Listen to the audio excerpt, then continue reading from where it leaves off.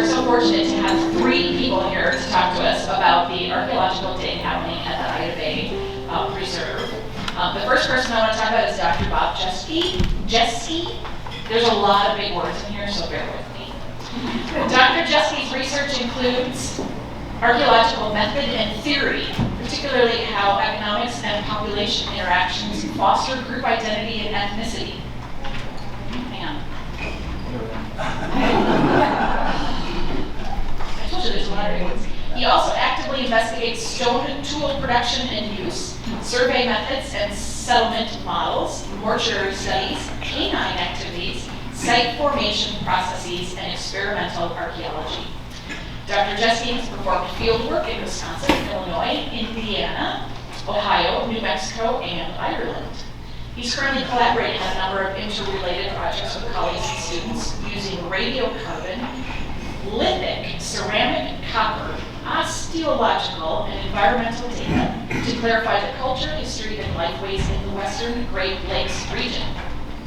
Dr. Jeske is involved in public archaeological and historic preservation and has worked with government, nonprofit, tribal, and private organizations to use archaeology to serve the public interest. I got through it. We also have Mr. Randy Dixon here. He's been a professional archaeologist since the 1980s, and his company, Midwest Archaeological Consultants, has conducted archaeological investigations on over 2,100 projects through the Midwest.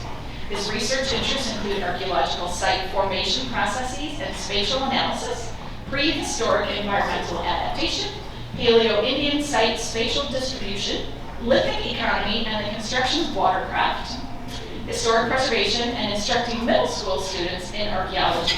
Like, that's the hardest thing to do, right? Middle school students, are you kidding me? Mr. Dixon is the chairperson of the Public Outreach Committee of the Wisconsin Archaeological Survey. And we also, oh no, not my second page. We also have Coggin Heeringa here with us. Coggin is, what is your title at Crossroads? Interpretive naturalist. Interpretive naturalist at Crossroads at Big Creek. I'm sure you all are familiar with Coggin because it seems like she's everywhere all the time. But she's going to talk to us a little bit too about what is happening out at the Ida Bay Preserve. So at this time, I would welcome the three of you to please come up and share your findings with us. Thank you so much. All right. We at Crossroads of Big Creek acknowledge First Peoples, who were the original inhabitants of the region, having ancient historical and spiritual connections to the land and waters we now steward. Now, I'm proud to say that Crossroads was into caring for historical sites and Indigenous people long before we started having acknowledgement statements. In fact, even before Crossroads became a 501c3 organization, back when we were a school forest, we had an archaeological dig done before we put in our parking lot and our learning center. And the archaeologist who did that dig is right here today, Vicki Durst. So, Vicki, thank you for getting us started. And because of that, from then on, I'm going to skip whole lots of stories because I want Dr. Bob to be most of the lecture. But we started, anytime we did any disturbance of the land at Crossroads, we would have an archaeological survey done. And to do that, we had a company called Midwest Archaeological Consultants come out. And so Randy Dixon is the owner and principal investigator from that thing. Now, for Ida Bay, the story of Ida Bay goes back to the Ice Age. Because anybody who knows me knows that I'm absolutely obsessed with the Ice Age. And we received the Ida Bay Preserve from the Nature Conservancy. They transferred the land to Crossroads, and they transferred it in December. So everything was covered with snow, and I would go out there and I think, geez, these are great, beautiful trees. I'm so glad we saved this land. And then the snow melted, and I realized we saved 60 acres of invasive species. But we're working on that. When the snow melted, I realized there were some very interesting terraces at Ida Bay. And because I'm obsessed by the glaciers, I strongly suspected that they were the shorelines of post-glacial lakes. So I called Randy and I said, I have this gut feeling that we've got a bunch of post-glacial lake shorelines. And I happen to know that the first people very often would make their encampments by water. So if we had 3 or 4 different shorelines on the property, maybe there were some artifacts that could happen. And I called Randy, and he and one of his field techs came up. And what was it, Randy? Second shovelful? Yeah, second shovel test. They pulled up, what, 100 pieces of broken pottery? 200. 200 pieces of broken pottery in second shovel. And I realized that Ida Bay was more than just 60 acres of forest. It was sacred land. And with that, I want to introduce Dr. Bob. I won't tell you, there are all sorts of gyrations how I got mixed up with all these archaeologists. And if you want to know about all these stories, I'll tell you later.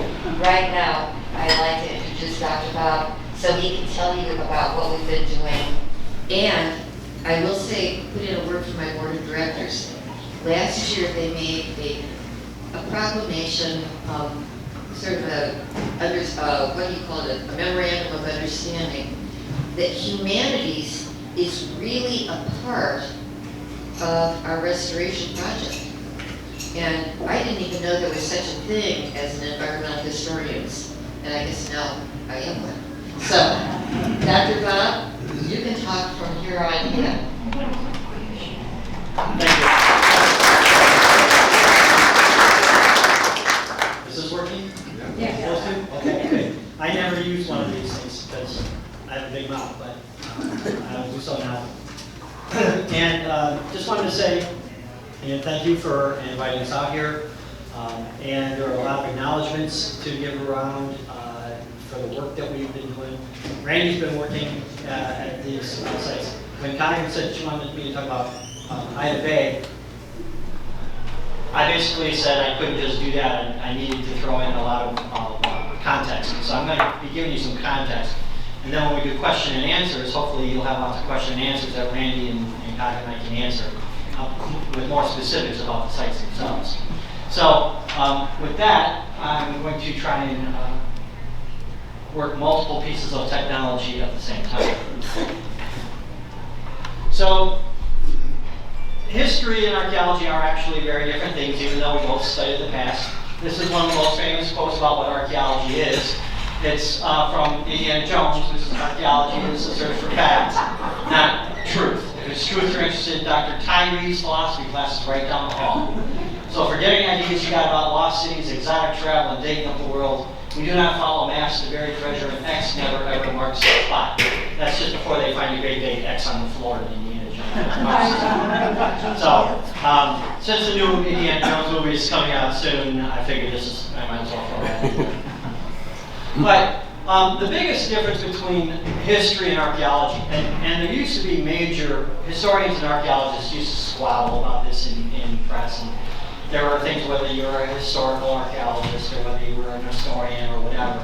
But the main thing is that archaeology is really concerned about the masses of people who aren't recorded generally by historical texts. If you think of historians as largely working with texts and documents. So the mass, 99% of human population that's lived has never been recorded. And so what archaeology does is try to reconstruct what those people whose lives were like.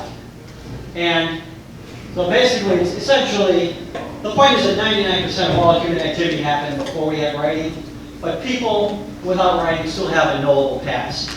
And the thing that's evolved in archaeology since I started doing archaeology 40-something years ago is 50 years ago,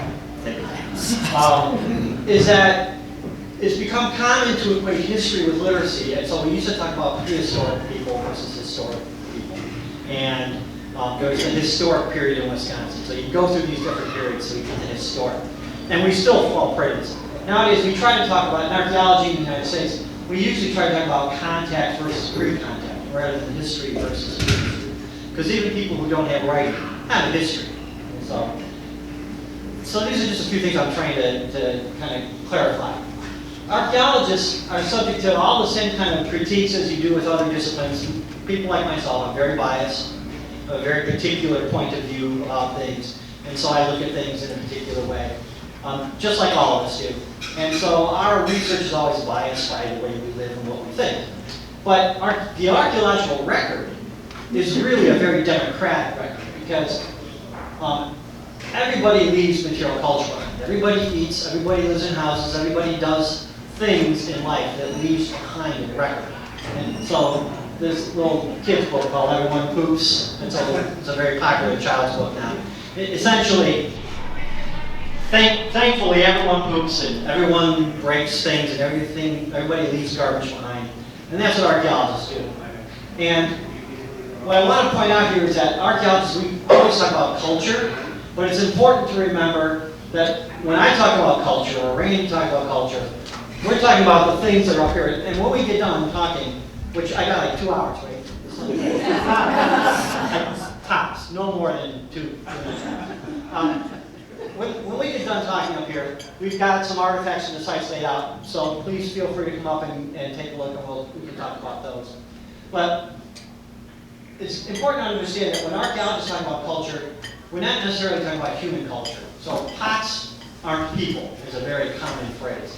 And what that means is, when I talk about, and I'm going to throw out terms like Late Woodland and Middle Woodland and North Bay, these things are terms that archaeologists use to talk about material culture. But there wasn't anybody up here who called themselves the North Bay people. Okay? That's something that we've made up in our head. Unlike with historians, where you can talk about, oh, we can talk about the English, or we can talk about the Germans, we can talk about the Chinese. These were entities that we have literary evidence for. Most of the people that we talk about in archaeology, we don't have that. And so we're putting together these terms that don't necessarily correlate exactly with the human beings who lived at that time. But it's the closest we can get for communication. So I'm going to skip over that and just talk about the fact that archaeologists use multiple approaches to get to our stories, because that's eventually what we want to get to here, is a story. And we use humanistic ways, we use scientific methods, we use social scientific methods, and we use what we call multidisciplinary, interdisciplinary ways to go about doing this. So the first and most important set of people that archaeologists work with are other archaeologists. Again, I mentioned Indiana Jones is coming out. Most of us don't run around in leather jackets and whips and excavate sites all by ourselves or whatever. It doesn't happen very much anymore. Although I do wear a lot of leather and I do own a bullet, but that's that's a whole other talk. But well, as you can see, we do all kinds of things. We work in the field. We work by pulling out what we call material culture. And all material culture is the stuff that people throw away. Essentially, we go through people's garbage. Okay? We get the garbage that people leave behind. And it's a very important, but it's only a partial part of their lives. Just like a historical text only gives you so much information, people's garbage only gives you so much information. But we can work on the garbage. And so here you can see various people that we've worked with over the years, doing different kinds of recording and excavation techniques to get at people's garbage. And then we spend a lot of time, as you can see in the bottom corner here, sitting around talking about it and trying to figure out how we go from the garbage to the behaviors and the beliefs behind that garbage. And these are the kind of things we pull up out of the ground. We pull up pottery and antler tools and various kinds of stone tools. And this mess of stuff here is from a very fine sieving technique. And what you're seeing here is a bunch of fish bone, primarily. A little fish vertebra here and here. There's a little, that's a little waterfowl end of the bone there. There's a little piece of pottery. But we try to collect not just large things, but we do soil sampling and collect really tiny things. We get all kinds of different kinds of data. We also work with historians on a regular basis from, if you're working in the old world where you've got cuneiform and papyrus and Chinese writers and so on, we get lots of great information on that can be can be attached to your archaeological. For example, here in Door County, we can look at plat maps and census figures, and we can look at blueprints and so on to work with more modern types of things. For archaeologists, the past is happening right now. So everything we do. It used to be people would think archaeology was just ancient stuff. The fact is, we work with everything all the way up to what I was just talking about just now. It just happened. Past just happened. Okay. So, but we also work with biologists. One of the things we do is called zooarchaeology, which isn't just animal bone. And so here you can see, right here, a line. All these are fish scales that were deposited in a garbage pit 1,000 years ago, and those scales are from a drum fish. And from that, we can talk about what people were eating. We can reconstruct the environment. We know what kind of water sources they were working with. We can get seasonality. We can look at fish scales. We can tell whether it was a spring fish or a fall fish. Here's a vertebra from a bison that we found over at, this is another site I was working at Lake Coggin. But one of the arguments is whether indigenous people were hunting bison in Wisconsin before like 1500 AD. And I can tell you right now that they were, because this is 1,000 years old, and no one was dragging the vertebra of a bison from across the Mississippi River all the way over to southeastern Wisconsin. So there were bison here in Wisconsin earlier than most people think, and Native Americans were in fact a few less. These two guys here are my dogs, and I put them there just because they're really cute. This is Todd next. By the way, I should point out that thank you for the wonderful biographical introduction, but basically, and thank you very much, I look at bones and stones. That's cut short. I study bones and stones and dig square holes in the ground and look at people's garbage. But I also have a special interest in what dogs do and how they affect the archaeological record, which is a lot, actually. But that's Todd and Max. So other types of biology we look at is paleobotany. And it turns out that people use and are surrounded by plants all the time. And we look at pollen and phytoliths. Phytoliths are the backbone of plants, essentially. And when a plant dies, the organic material goes away, but the little pieces of silica which they take up in groundwater that they incorporate into their cells gets left behind. And if you look at the soil samples with a microscope, you can see these different little pieces of silica that were plant cells. And you can look at the species of plant that was being used at the site. So same thing with pollen. We can look at pollen. So that's microbotanical stuff. But we can also look at macrobotanical. We get particularly charred remains of wood, nuts, and seeds. And from all that, again, we can get things like season of use of the site. We can look at whether what people were eating. We can look at the technology that they use to process their foods. So biology is very important to us. Also looking at human remains themselves are important to us archaeologists. And again, some people call it osteology. There's human paleontology, which is evolution. But again, we can look at what people ate. We can look at what kind of diseases they had. We can look at trauma. And we can look at the evolution of humans. All from looking at skeletal materials, but also by looking at different kinds of isotopes, different kinds of heavy metals that get left behind. It turns out you really are what you eat. And when you die, a lot of what you've done in your life is encoded in your bones. And archaeologists often spend a lot of time doing exactly that, looking at the bones of people to get a good idea of what they did in their lives. Geology is really important to us because archaeological sites are a combination of the behaviors and the material that people left behind and the way they get deposited. So geology is really important. So geomorphology and soils analysis are important for how, this is just taking a sample through a site to get a look at how soils were deposited. This is a colleague of mine, now retired, as a geographer who works with limestone. He was looking at the limestone underneath an archaeological site that actually the same formation, the Niagara Formation, down in just south of Door County, coming up to here. Chemistry, we work with chemists a lot because we can do things like radiocarbon dating, and we can get the dates from archaeological sites. We can look at ancient DNA and get a look at the genetics of people and animals. And we can do what we call stable isotope analysis, I just mentioned, the bones.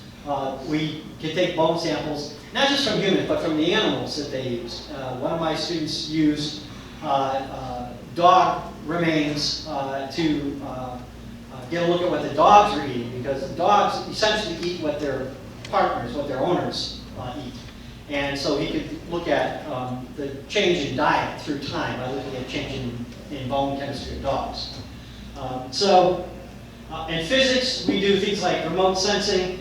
This is the Cove site just out, just away from Ida Bay. And here you can see an aerial photograph.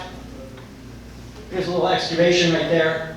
But here you can see it under LiDAR, which is a fancy kind of radar that allows us to get a very close order look at the surface of the ground. And this tells us that we probably had a small stream that flowed through here at one point that no longer exists today. So we can get some really interesting information from physics.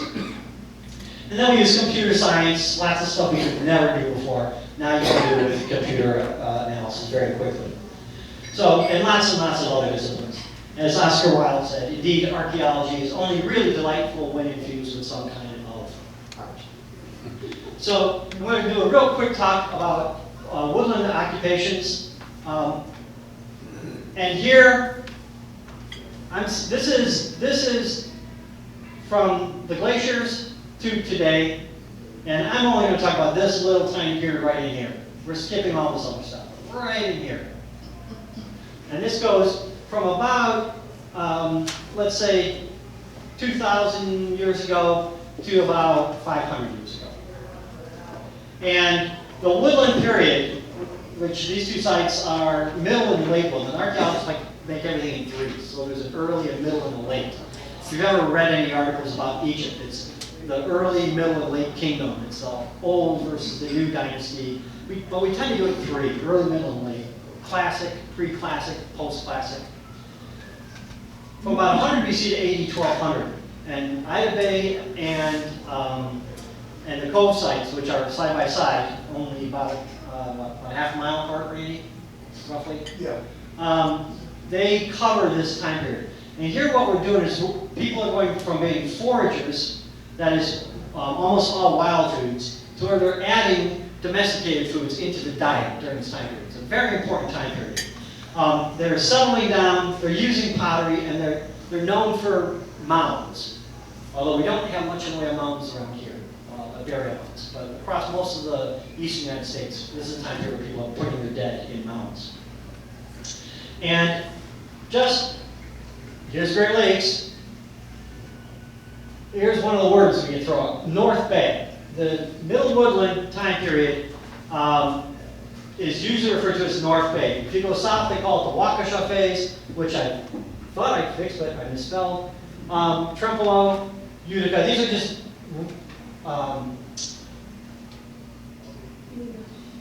These are just words that lay out regional differences.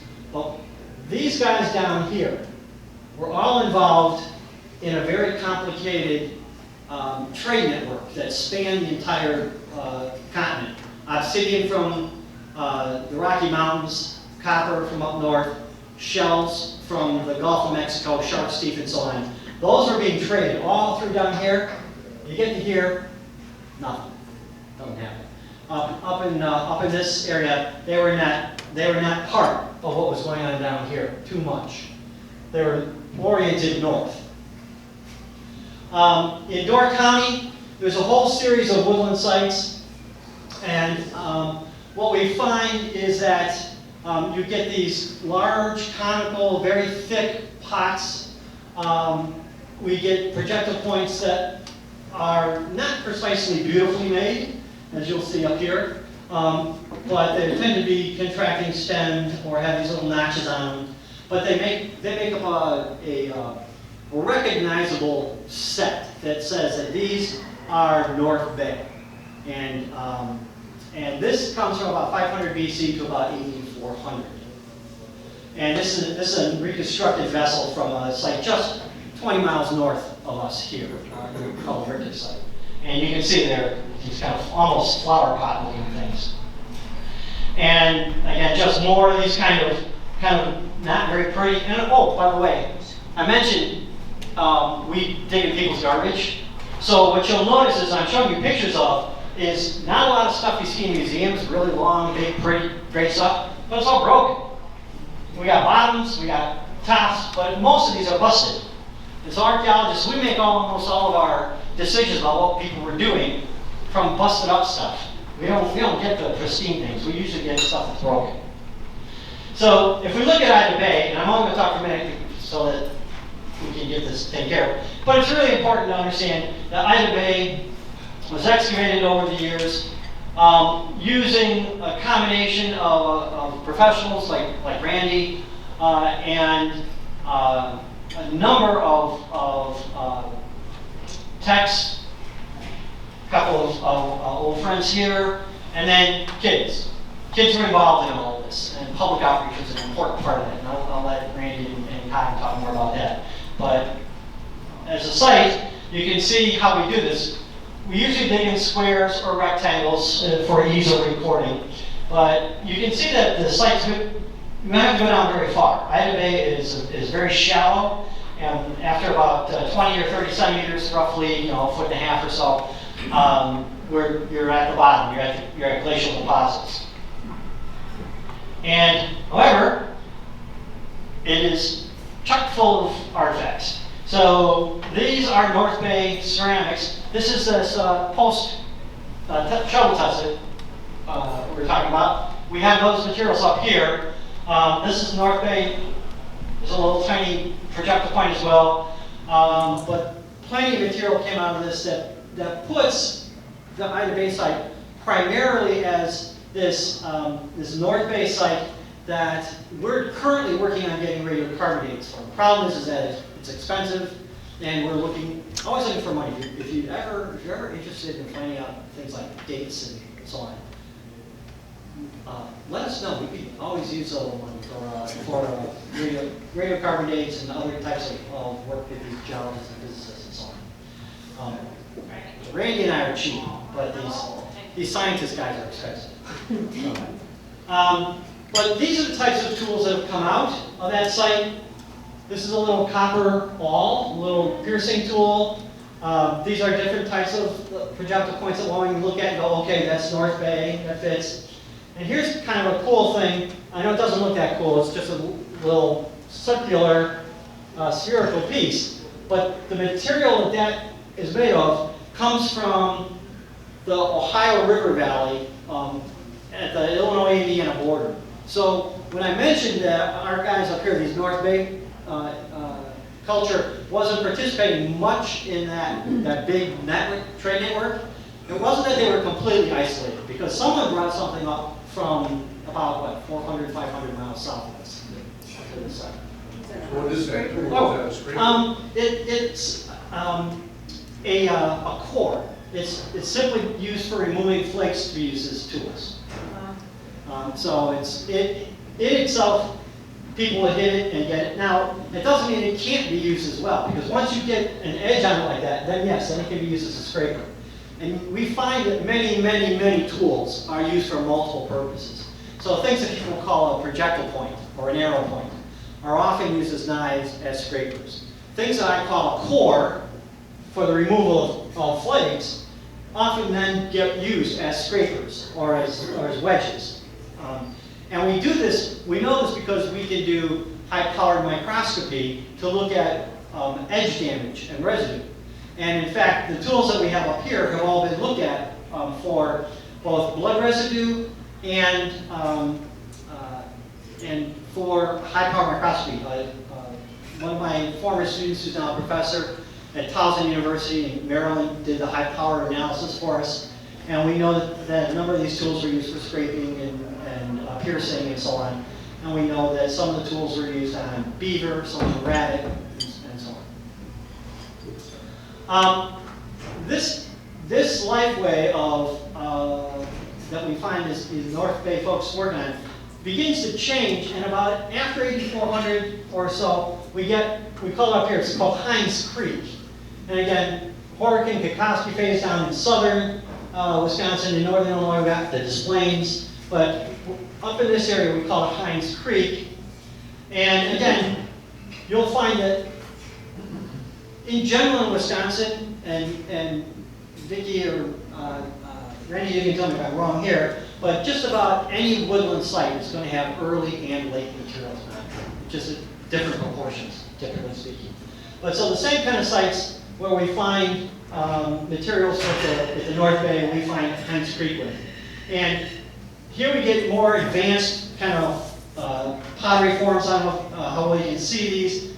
When you come up here, you can see a little bit more decorative techniques on some of these. And then the introduction of triangular and small projectile-looking points that suggest the introduction of bow and arrow at this time. We get increasing sediment, people are settling down more, and they're beginning to use horticulture, gardening. And after 80,000, we begin to see maize. So we did a little work at the Cove site, which is has a little bit more. The Ida Bay site is mostly North Bay with some Hines Creek on top of it so far. Cove site is a little bit of North Bay with more Hines Creek. So it's primarily, so they're separated by a half a mile, but the two of them combined give us over 1,000 years of data. And so we've got here's the thing that strikes fear into the heart of an old archaeologist is about 40 junior high school kids coming off the bus. But they do a really good job. They work hard and they do a really good job. But again, you can see how close these two sites are. Here's here's the Cove. There's Lake Michigan and so on. So you can see they're really quite close together here. And at this site, Randy has worked there. We've got a couple of what we call block excavations. Ida Bay is mostly smaller trenches put in, separated. But here we've got some larger excavation areas so we can get some spatial data. And you can see a little bit older material, but much of it is a little younger than this. And one of the things that you can see here, what we have are what are called features. And this is a pit that's been dug into the ground. It's relatively shallow, but you can see a lot of carbonized material here and here. And so from these pits, because they've got this nice context, we can take samples out of those, and these are really good for getting radiocarbonating and so on. Or what we've been doing is getting radiocarbonates off of the sherds. Food residue that's left on the inside of the pottery sherds, sometimes that gets left. We can shave that off and send that in for radiocarbonated analysis.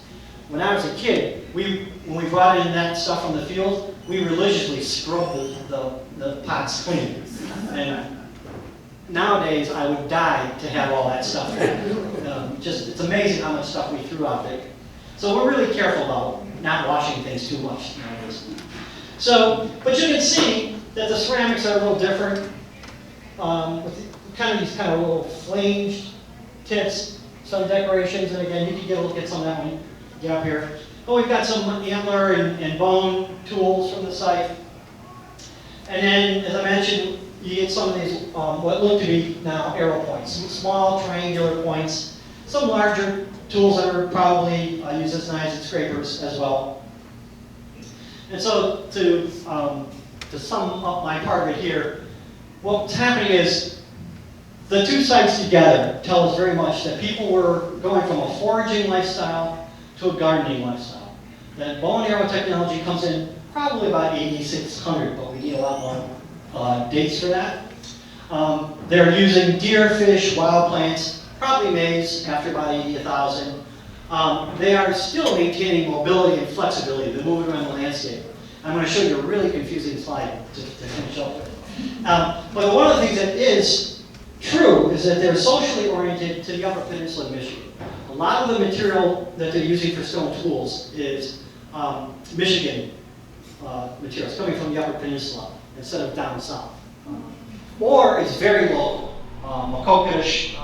There's two kinds of local cherts that people use for tools. One's called Makokata, one's called Silurian, and those dominate our assemblages here. But some of the materials that we're finding that we don't recognize are Michigan, I'm pretty sure. So, just really quick, I just wanted to do this. All those sites that are going up and down the peninsula, this is summer, autumn, winter, and spring. And just think of these people are moving around seasonally for the most part. And so in the summer you get berries and fruits and generalized hunting. In the autumn you get hard shell nuts and migrating waterfowl and deer. In the winter you get elk and steer hunting, still hunting of deer. In the spring we get spawning fish, and people can go and get chert resources. And these are the sites, North Bay site, the Cove site, the Merrill site, Hines Creek, Ida Bay site. These are sites that show evidence of being used during these seasonal movements. So it's not like people are just, when we find an archaeological site, people are just settling down in one spot and living there all of their lives for 1,000 years. What's happening is we're getting a complex movement of people from one site to the other. And one of the things that needs to be done still to this day is a synthesis of all of the archaeological sites from these time periods up and down the Door Peninsula. There's been some good work done in individual sites, but at this point we need to figure out exactly how all these sites from these different sites fit into these different kinds of activities. So that makes it a little bit more complicated. And then I'll just finish up here. It's traditional to end up with a sunset. I've yet to take a good sunset picture out at the sites. I'm just a lousy photographer apparently, but that's as close as I can. So thank you for that, and I hope I at least set some context. Randy, you want to come on up and we'll do some questions and answers?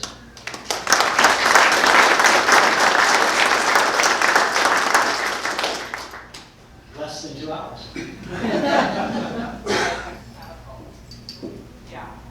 I will add that Bob likes digging at the cove a lot more because it's easier to dig. We can keep the units, the floors flat and the walls vertical. Digging at Ida Bay is a nightmare. The rocks, it jam your shoulder when you're digging. And the roots and the rocks are just horrible. We can't get a flat floor to save our lives there. So it's quite a bit different. I like both sites a lot.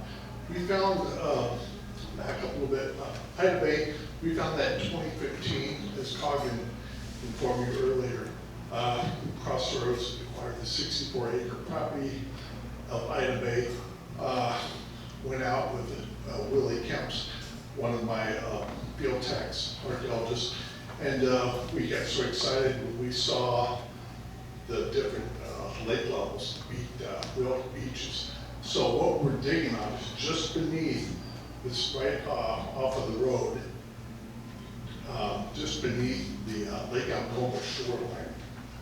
It's about 610 feet, give or take 5 feet. And that's where the site is. We have some of the site up top, and where we have those 200 pieces of property, about 200 yards to the south and east of the main site at Ida Bay. And this has been really a fascinating experience to be out there digging and teaching the kids out there doing public outreach on these two sites. And this is going to be our 10th year this year we're doing this. Now we've gone from, we're at 4th graders on to 8th graders now.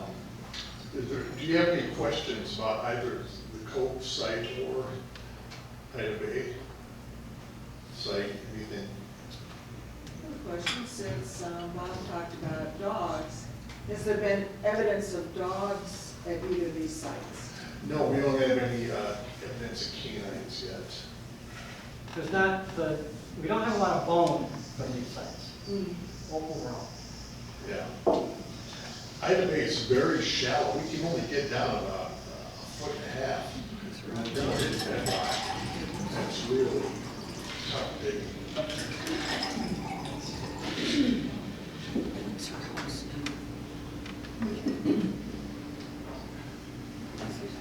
I don't know if I missed this when you're talking about the different disciplines. Do you use DNA at all to, and can you tell the difference between a 1,000-year-old bone and a, I don't know, 500-year-old bone, or is there any progression? Yeah, we do, DNA analysis is one of those things that is an up-and-coming field. They're still working on ancient DNA and how that works. But yeah, you can now look at the material from a human skeleton, pull the genome out and compare it. It's not a straight genealogy,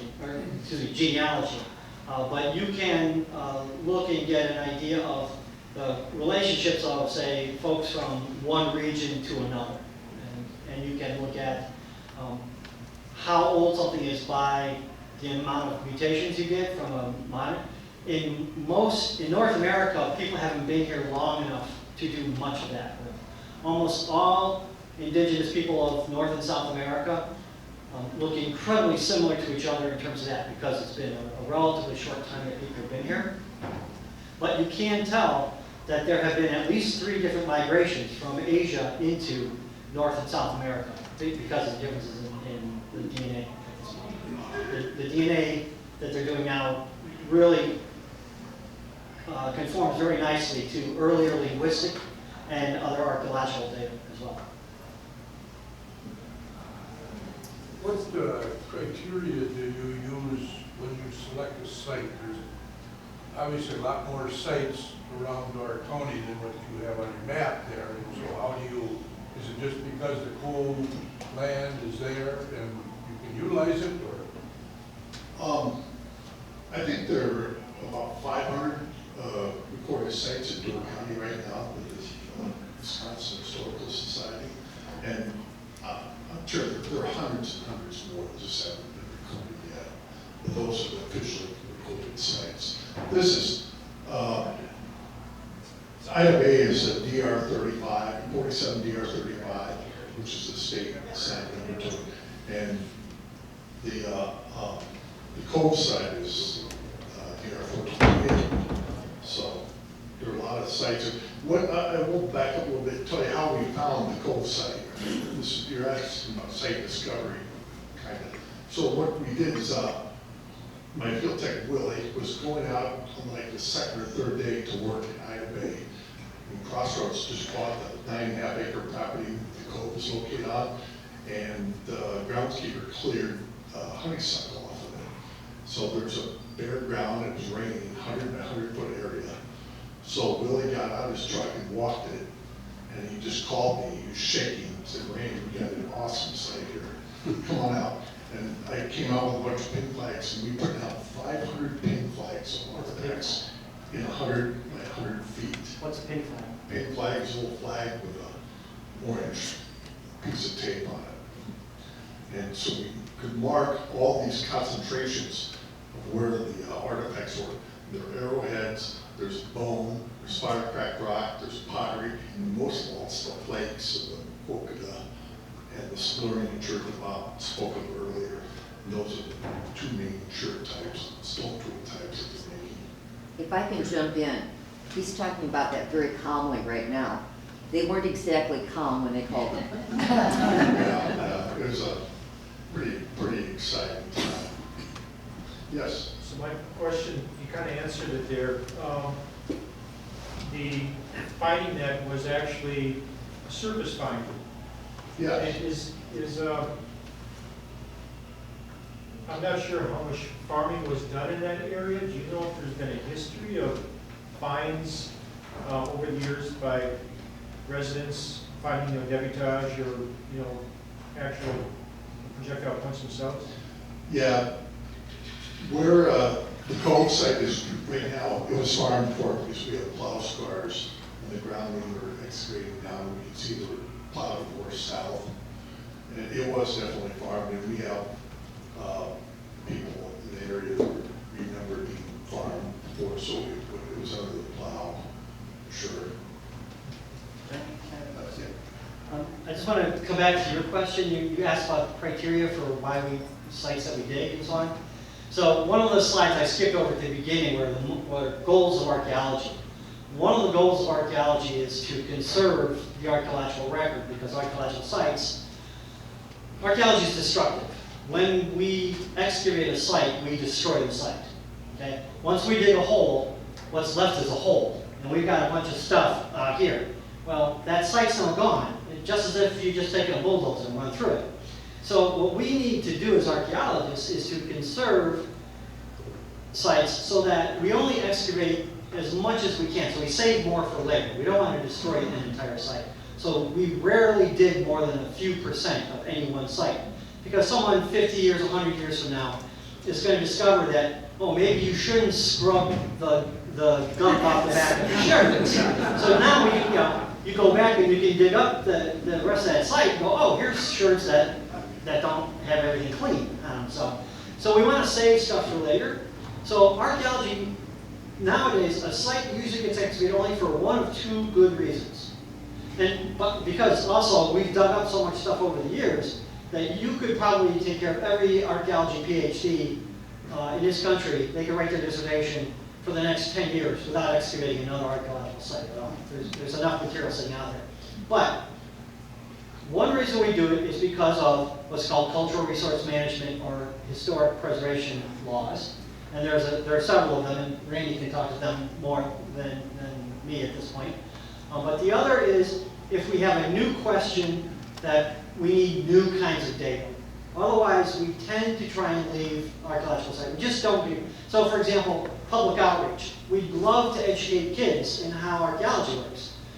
It's not ethical for us, though, to just go out and dig a site to teach kids how to dig. You have to have a research question because you're destroying the site. So either you have to have a good research question and you're educating people, or it's excavating before the site gets destroyed by government action. And either on the state level or the federal level are different historic preservation laws.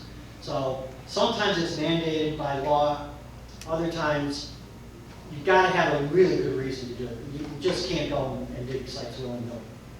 So there are criteria that we do use. In addition, we don't have the time, energy, or money to dig on the sites we want to dig. Definitely not the time. Get where our bodies are getting worn out too. I just got a new shoulder, you just got a new knee.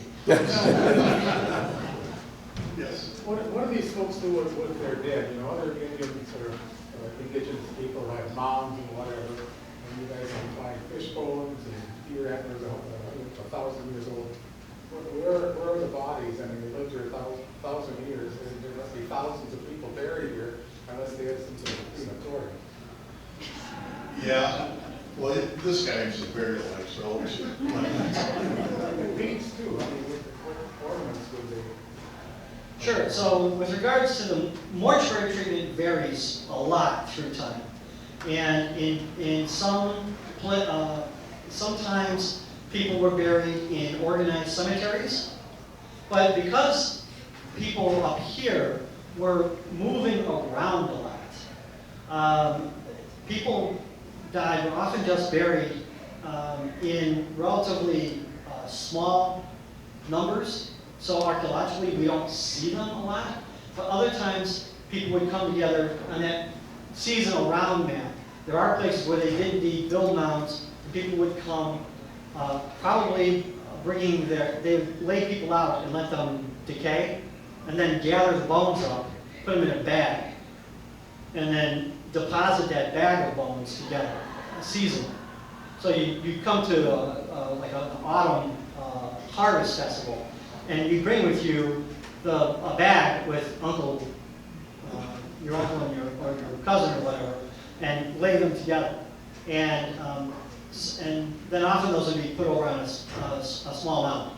In the time period of North Bay and the Hines Creek, you have small, conical, round mounds.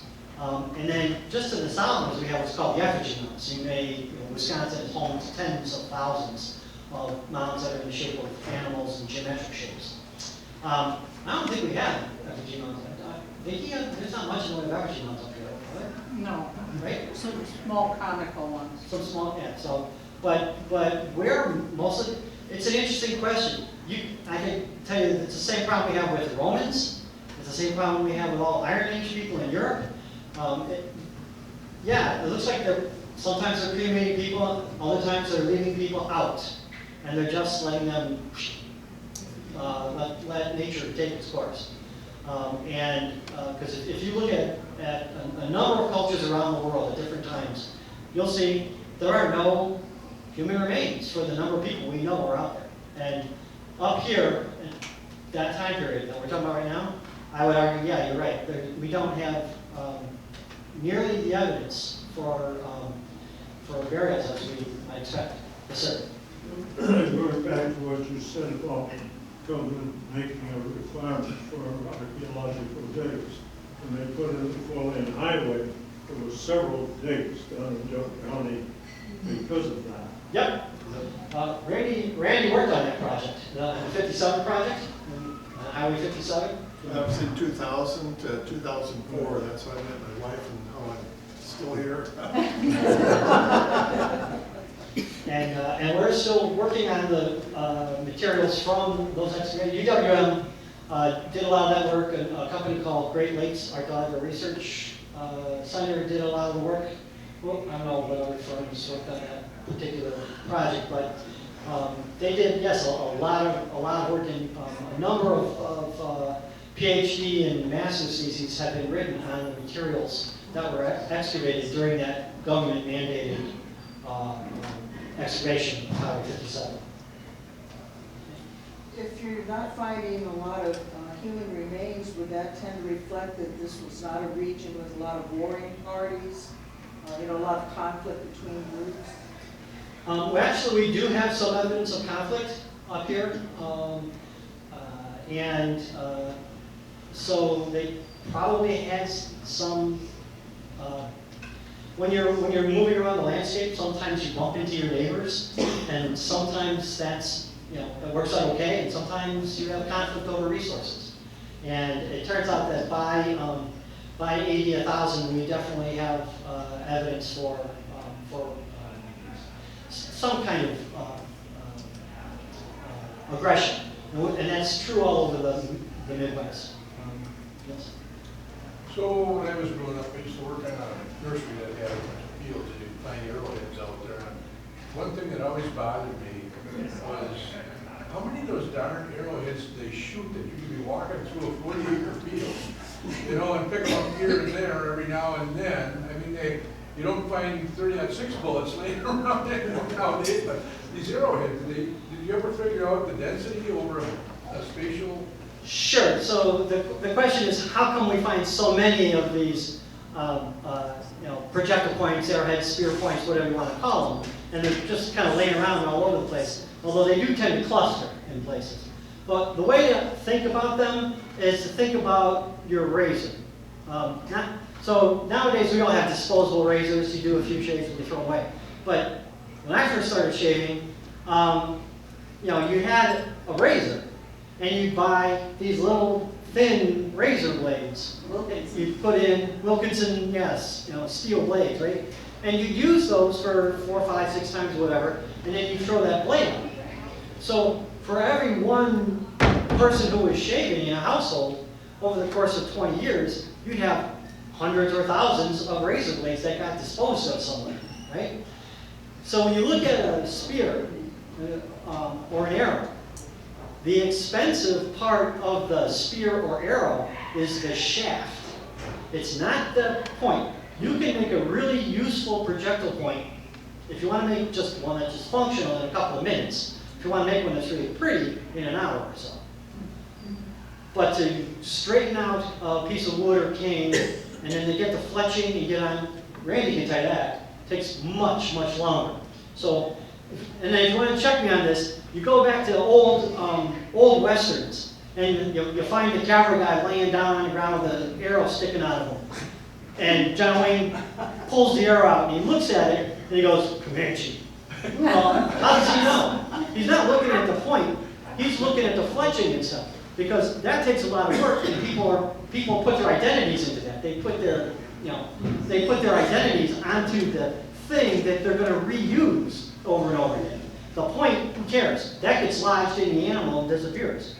So that's why, because those are disposable. The arrowheads are disposable. Yeah, something else, I think of that continuum of 30-06 shells or shotgun shells, 130 years on the landscape versus projectile points, 13,000 years on the landscape. There's a lot more people shooting a lot more arrows, throwing a lot more arrows. Most of the stuff is thrown with a spear. And we do that out at the Coggin Bay with kids. I've made some battle owls and some spears. And we did a cardboard mammal target. Now we've got an actual deer target we throw at. How long does it take you to make a spear? It's a long time to make the spear. What it is, it's the fletching takes a while, but it's getting the shaft straight. And once it gets humid, it starts to bend, and then you got to heat it. And you put this tool over it. It's called a wrench. It's just made out of a piece of bone with a hole in it. You heat it up, and then you tweak the shaft, and you do the same thing on an arrow shaft. It's a lot of maintenance. A lot of maintenance is involved in arrow making and bows. I make bows out of Osage orange stripes, 45-pound, 65-pound bows, and there's a lot of maintenance going into that. And you also, if you're using those, you need to keep them dry. If you're Native American landscape, you're going to keep those things as dry as you can, because they'll start to warp, and then they don't work as well. They lose a lot of power if they're wet. There's too much humidity in the bowl.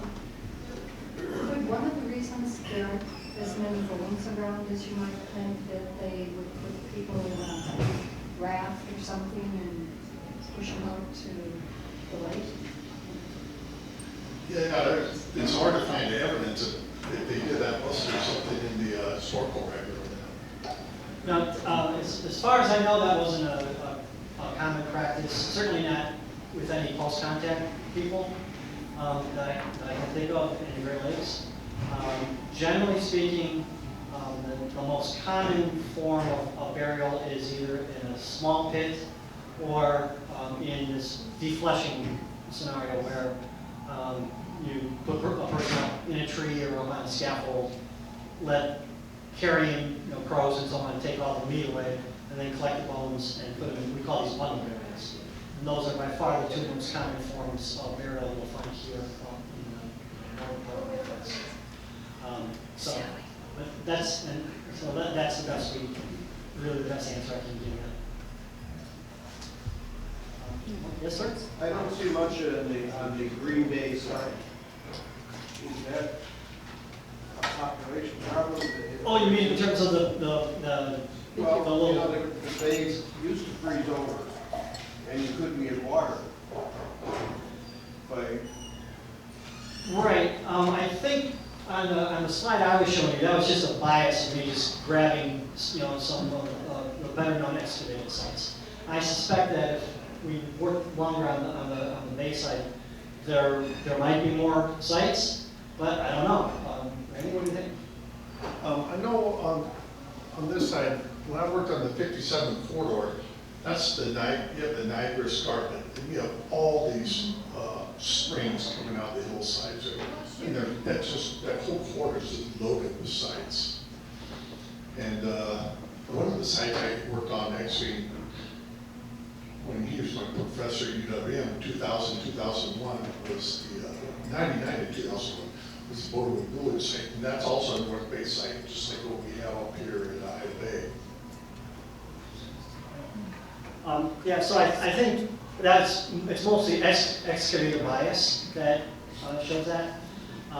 Yeah, I was going to point out Bowden Village is a nice example of we tend to think of these sites as being on the coast because they get found that way. That's where people are hanging out, and you get dune blowouts or you get farming and so on. Inland, you don't have, it's a little harder to find sites just in terms of material culture, but this Bowden Village site is the same time period as Ida Bay, but it's an inland and it's a winter site. And you can tell it's winter from the way they made the stone tools and the kind of material left behind. And then now we've got some confirmation in terms of the fish. We know it's a very early spring spawn, so it's a winter and spring site. But they're inland away from the lake and from the bay. So it's in a protected area as well.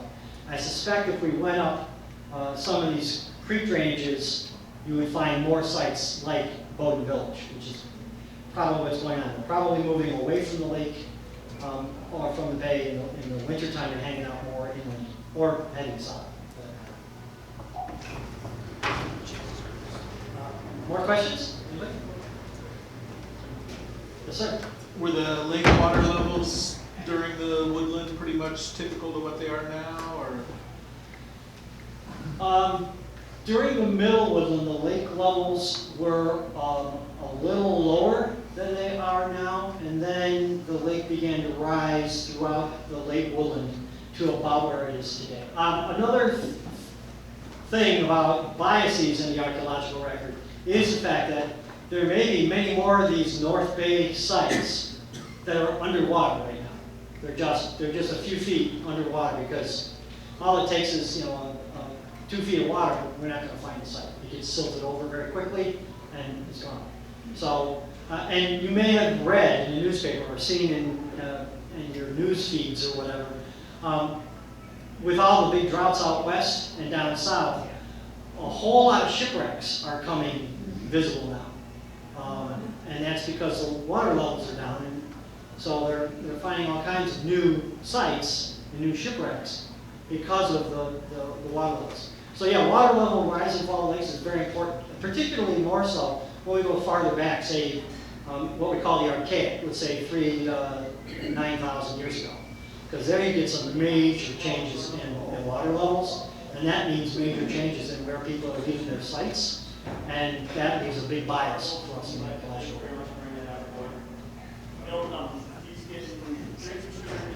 No more questions? Yes?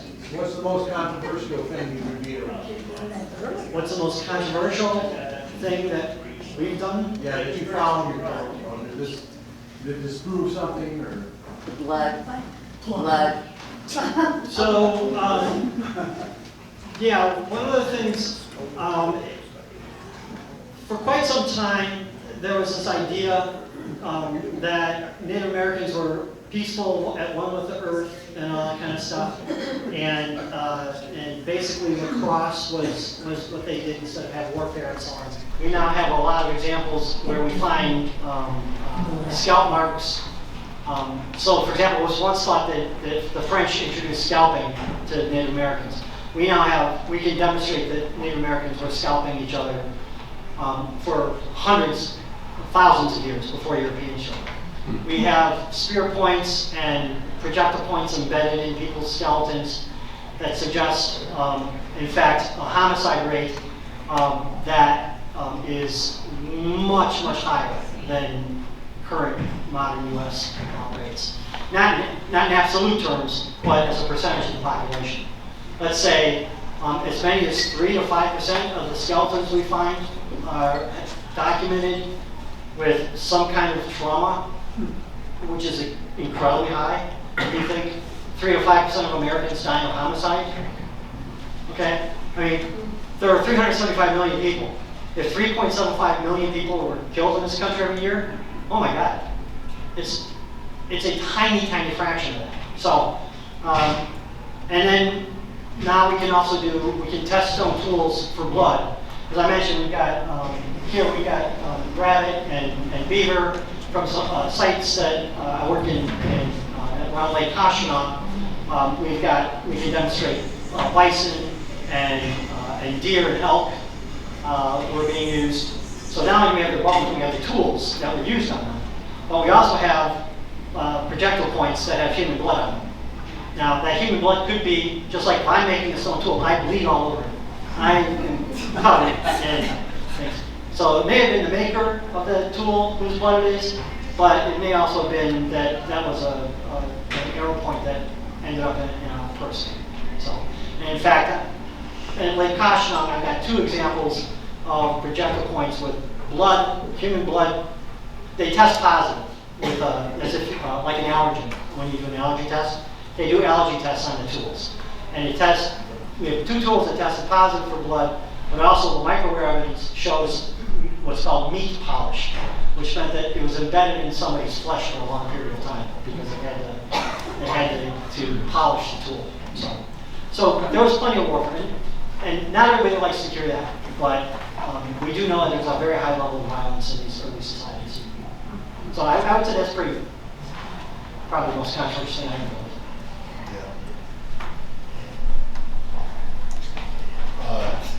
Any other questions, or want us to expound on anything else we've already talked about? Well, thank you very much.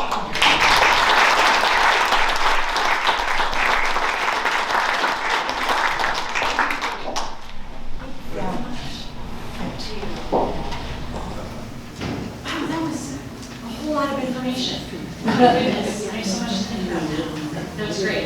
Thank you so much for making the trip and speaking to us today.